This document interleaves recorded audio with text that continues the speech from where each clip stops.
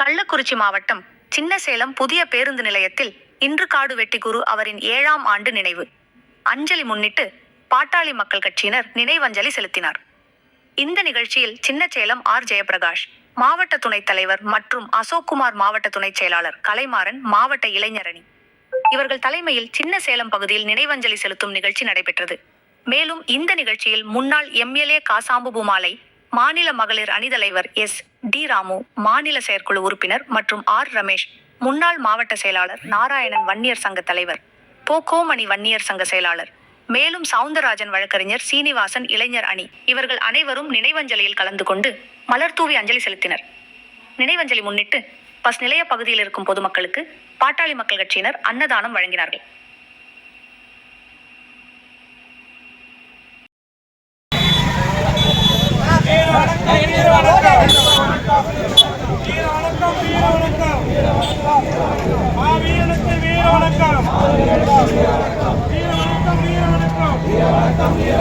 மாவீரன் காடு வெட்டியாருக்கு வீர வணக்கம், வீர வணக்கம், வீர வணக்கம், காடு வெட்டியாருக்கு வீர வணக்கம், வீர வணக்கம், வீர